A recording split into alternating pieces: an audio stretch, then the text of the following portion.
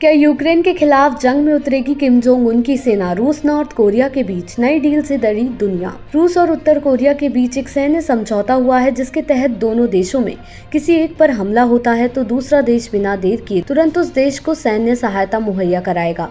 उत्तर Korea और रूस के बीच हुई इस नई डील ने अमेरिका समेत पूरी दुनिया की चिंता बढ़ा दी है। जी हाँ, 24 सालों में पहली बार उत्तर कोरिया के दौरे पर पहुंचे रूसी राष्ट्रपति व्लादिमीर पुतिन ने किम जोंग उन के साथ एक ऐतिहासिक समझौता किया है।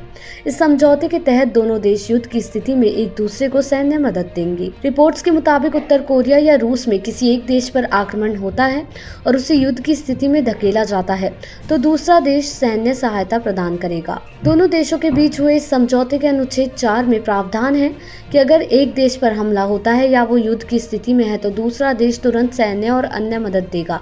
रूसी राष्ट्रपति पुतिन ने कहा कि इस समझौते की प्रकृति रक्षात्मक है, यानी एक देश पर हमले की स्थिति में दूसरे की सुरक्षा के लिए मदद करना है। शीत युद्ध समाप्त होने के बाद रूस और उत्तर कोरिया के बीच हुआ ये सबसे अहम समझौता है। हालांकि अभी तक इस समझौते को लेकर ये स्पष्ट नहीं किया गया है कि अगर रूस या उत्तर कोरिया पर हमला होता है तो दोनों एक दूसरे की किस तरह की मदद करेंगे।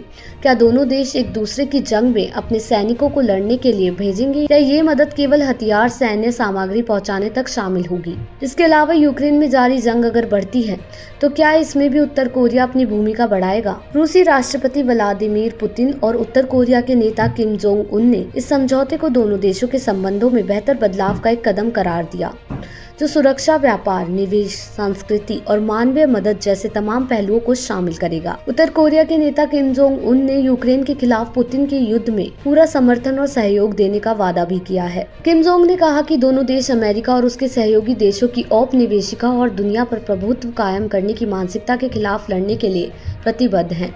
रूस और उत्तर कोरिया के बीच ये समझौता ऐसे वक्त हुआ है जब अमेरिका और उसके सहयोगी देशों ने यूक्रेन युद्ध में उत्तर कोरिया द्वारा रूस को हथियार और गोला बारूद उपलब्ध कराने पर गहरी चिंता जाहिर की है। अमेरिका को ये भी डर है कि रूस की आर्थिक और तकनीकी मदद से उत्तर कोरिया अपने परमाणु हथियारों और मिसाइल प्रोग्राम को तेजी से बढ़ा सकता है। अमेरिका का कहना है कि उत्तर कोरिया रूस से आर्थिक सहायता और टेक्नोलॉजी ट्रांसफर के बदले मास्को को यूक्रेन में अपने युद्ध के लिए बेहद जरूरी हथियार मुहैया कराता है जो किम के परमाणु हथियारों और मिसाइल कार्यक्रम से पैदा खतरे को बढ़ा सकता है।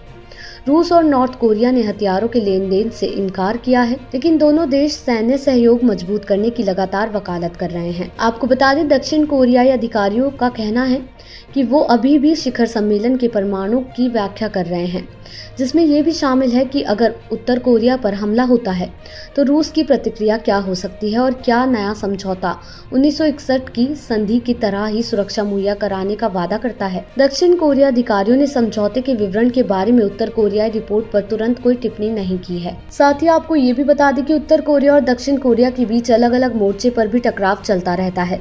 हाल ही में उत्तर कोरिया ने गुब्बारों के जरिए दक्षिण कोरिया पर टनों कचरा गिराया था, जिसके जवाब में दक्षिण कोरिया ने अपने लाउडस्पीकरों से उत्तर कोरिया विरोधी प्रचार प्रसारित किया था। देश दुनिया की ऐसी ही तमाम खबरों के लिए देखते रहें सहारा समय का डिजिटल प्लेटफॉर्म समय डिजिटल।